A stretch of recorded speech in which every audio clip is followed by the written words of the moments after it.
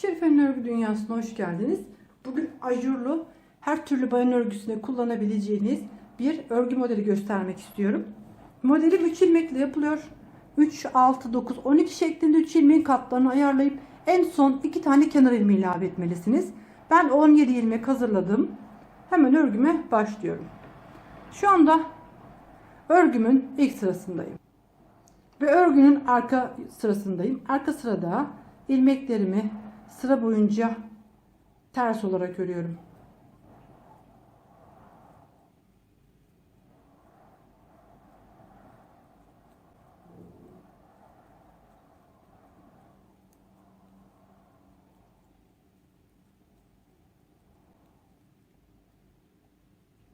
İlk sırayı arka sırada ters olarak ördüm. Şimdi örgümün ön sırasındayım, ikinci sıradayım.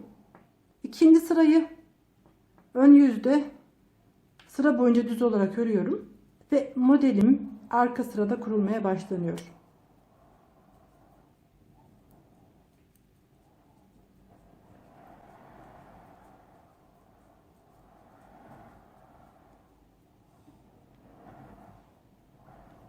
Şimdi örgümün arka sırasındayım. Üçüncü sıradayım.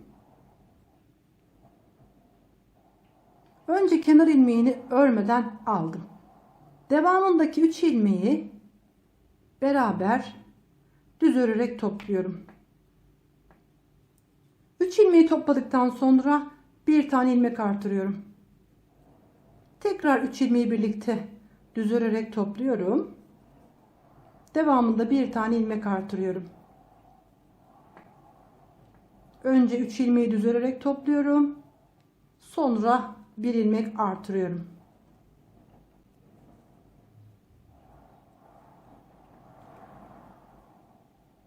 Önce ilmekleri kesiyoruz. Sonra artırma yapıyoruz.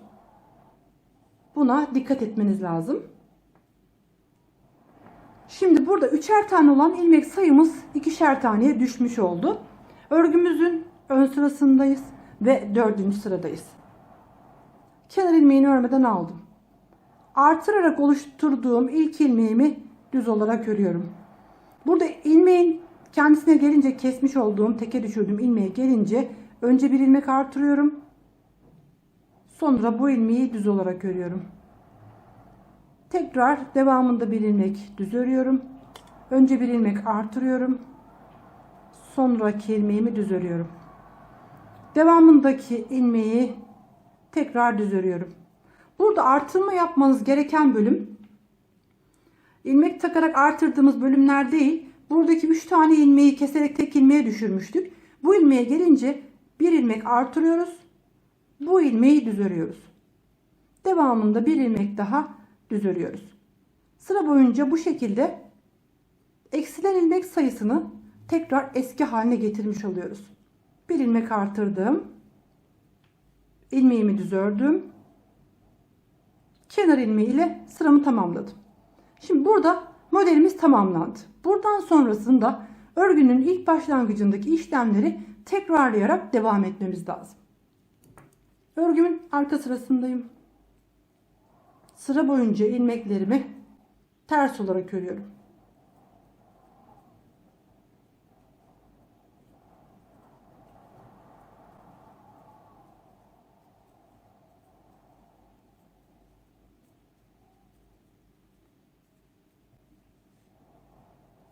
Şimdi tekrar örgümün ön sırasına geçtim. Sıra boyunca ilmeklerimi bu defa düz olarak örüyorum. Modelim arka sırada kuruluyor. Bugün oldukça şiddetli bir rüzgar var. Belki videoda sesi geliyordur. Bu ses ne diye merak edenler olabilir. Ön sırada ilmeklerimi düz olarak tamamladım. Arka tarafa geçince hemen modelimi kuruyorum. Önce kenar ilmeğini örmeden aldım. Devamındaki 3 ilmeği düz örerek topladım. Sonrasında bir ilmek artırdım. 3 ilmeği düz örerek topluyorum. Devamında bir ilmek artırıyorum.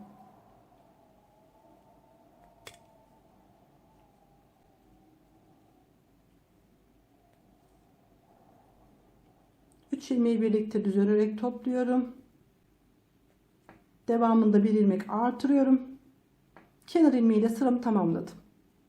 Şimdi tekrar örgümün ön sırasındayım ve son sıradayım. Kenar ilmeğini örmeden aldım. Burada artırarak oluşturduğum ilk ilmeğimi düz örüyorum. Sonra bir ilmek artırıyorum. Devamında 2 ilmek düz örüyorum. Bir ilmek artırıyorum. Tekrar 2 ilmek düz örüyorum. Bir ilmek artırıyorum. Bu şekilde her iki ilmeğin arasında bir defa ilmek artırmamız lazım. Böylece eksilen ilmek sayısını dengelemiş oluyoruz. Bir ilmek artırıp ilmeğin kendisini düz ördükten sonra kenar ilmeği ile sıramı tamamladım. Modelimiz bu şekilde devam edecek. 3,5 numaralı şiş ile bu parçayı çalıştım. Kullandığınız şiş ve ip kalınlığı arttıkça ajurlar daha büyük ve daha belirgin olacaktır. Angora iplerle etol şal yapımında veya çeyizlik yeleklerde, bayan bluzlarında, her türlü örgüde kullanabilirsiniz.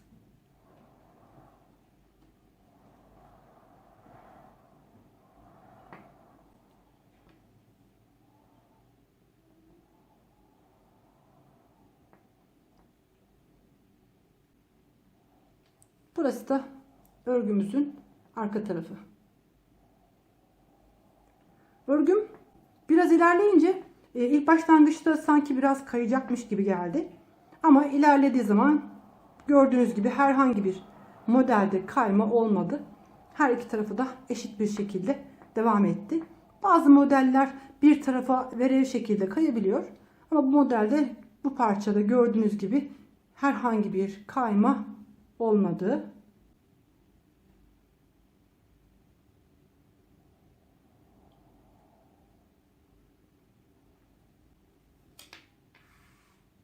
Herkese kolay gelsin.